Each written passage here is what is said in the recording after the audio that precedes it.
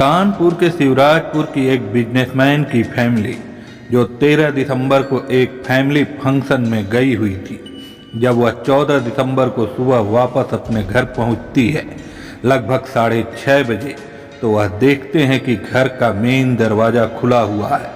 तो वह घबराकर अपनी बड़ी बेटी जो उनके साथ उस फंक्शन में नहीं गई हुई थी उसको आवाज़ लगाते हैं, लेकिन वह कोई जवाब नहीं देती। वह पूरे घर में उसको आवाज़ देते हैं तब भी वह कोई जवाब नहीं देती।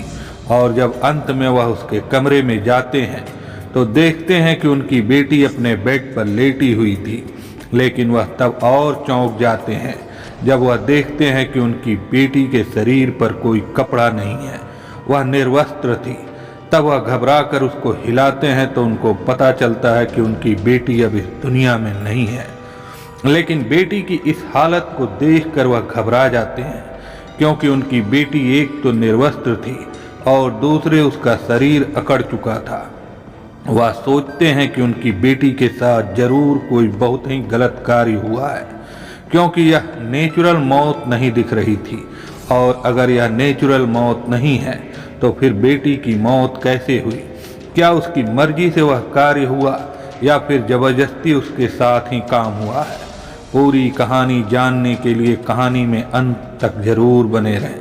लेकिन उससे पहले आपसे एक छोटी सी रिक्वेस्ट है कि आप crime story with Akshat channel को जरूर सब्सक्राइब कर लें, ताकि चैनल पर आने वाली इस तरह की कहानियों का नोटिफिकेशन आपको तुरंत मिलती रहे। तो चलिए चलते हैं कहानी पर। तो जब परिवार वाले अपनी लड़की को इस स्थिति में देखते हैं तो वह तुरंत पुलिस को कॉल करते हैं। पुलिस भी तुरंत आती है और वहां का मंजर देखकर वह भी चौंक जाती है। पुलिस को यह मामला थोड़ा सीरियस लगता है। वह तुरंत फॉरेंसिक डिपार्टमेंट को बुलाती है और साथ ही साथ अपने उच्चाधिकारियों को भी सूचित करती है। फॉरेंसिक डिपार्टमेंट वहां आता है और कमरे का जायजा लेता है। कमरे में ही बेड से थोड़ी ही दूरी पर उन्हें एक रैपर मिलता है। वह रैपर एक दवा का रैपर था जो अक्सर लड़के लड़कियां बिस्तर पर संबंध बनाते समय अपना टाइम बढ़ाने के लिए, अपनी इंटीमेसी का टाइम बढ़ाने के लिए, अपनी सहवास शक्ति को बढ़ाने के लिए, अपनी ताकत क्षमता को बढ़ाने के लिए प्रयोग करते हैं।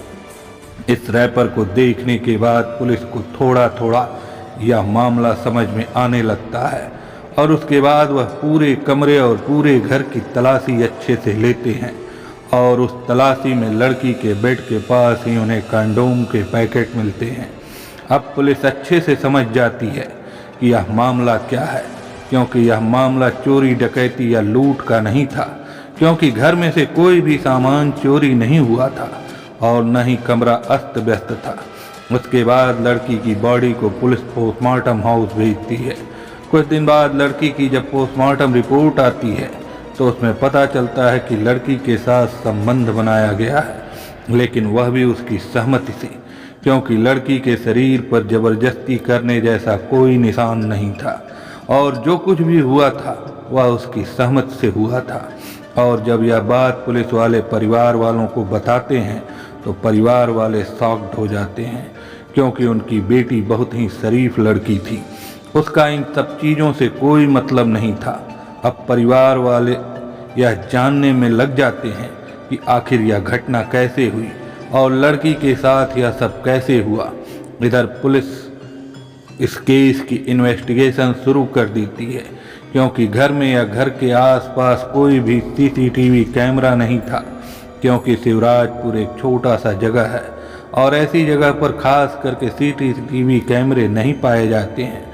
तो पुलिस उस लड़की की मोबाइल की कॉल रिकॉर्ड निकलवाती है। तो जब मोबाइल की कॉल डिटेल निकलती है तो उसमें एक नंबर मिलता है जिस पर लड़की बहुत ही बार बात करती थी। और जब पुलिस वाले इस मोबाइल नंबर को ट्रेस करते हैं, इसके मालिक का पता लगाते हैं, तो यह नंबर कुलदीप कुमार उर्फ शोभित का निकलता है।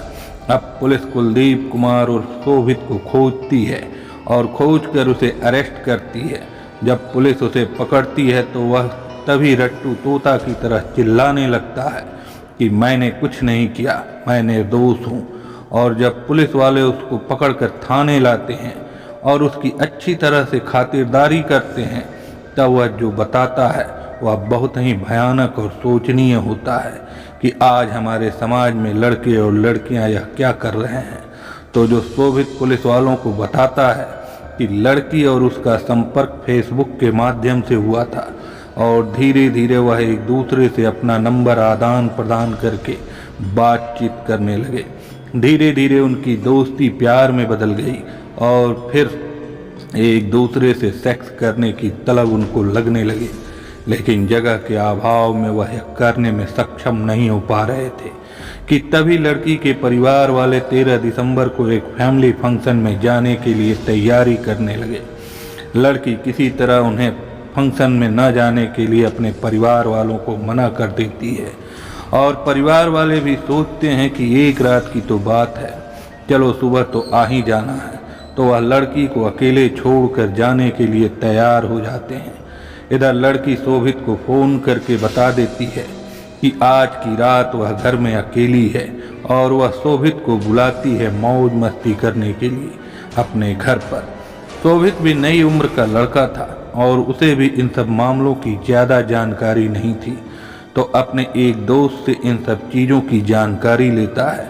तो वह दोस्त बताता है कि प्रोटेक्शन ले लेना और कुछ दवाई भी बताता है, लेकिन वह उनका नाम नहीं जानता।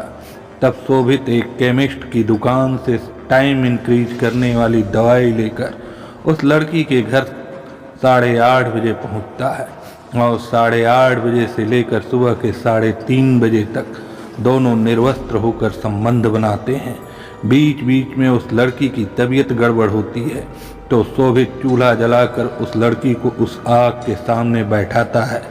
अब आप समझ सकते हैं 13 दिसंबर की रात और बिना कपड़ों के, तो लगता है कि उस लड़की को ठंड लग गई थी, लेकिन दवा की गर्मी की वजह से और संबंध बनाने के जुनून में इन दोनों को ये बात समझ में नहीं आ रही थी। और जब रात के 3:30 बजे लड़की की तबीयत ज़्यादा खराब होने लगती है, तो शोभित उसको उसी तरह छोड़कर भाग जाता है। और इस लड़की की हालत इस दौरान इतनी खराब हो चुकी थी कि जब सुबह फैमिली घर पे पहुंची और उन्होंने इस लड़की के शरीर को हिलाने की कोशिश की, इसके हाथ को हिलाने की कोशिश की, उसके सर को हिलाने की कोशिश की, लेकिन उसका जो शरीर था वो पूरी तरह से अकड़ चुका था। मतलब ठंड से इतनी बुरी हालत हो चुकी थी उसकी। और लगभग 3:30 बजे के राउंड, जैसा मैंने आपको बताया, उसकी जान तक जा चुकी थी। आपने अक्सर सुना होगा कि जितने भी बड़े लोग होते हैं या फिर हमारे पेरेंट्स होते हैं, वह अक्सर हमें यही सलाह देते हैं कि इस उम्र में इन चीज़ों का कम ध्यान देना चाहिए। और इसका एक रीज़न होता है, उन्होंने अपनी ज़िंदगी देखी होती है और वो जानते हैं कि अगर इस उम्र में कोई भी इंसान इन चीज़ों में इन्वॉल्व हो जाता है तो उसका मन केवल इन्हीं बातों में लगा रहता है और वह और कोई चीज़ सोच नहीं पाता। जैसा कि इस लड़के ने जो भी पुलिस स्टेशन में बोला, क्या वह सच था या फिर एक तरफा कहानी थी जो कि उसकी तरफ से बनाई हुई थी। खैर, जो भी पुलिस ने इन्वेस्टिगेट किया और जो भी उसकी पोस्टमार्टम रिपोर्ट ने बताया, उसके अकॉर्डिंग तो उसके साथ यही सब कुछ हुआ था और इसके अलावा फोर्सफुली उसके साथ कुछ भी नहीं हुआ था।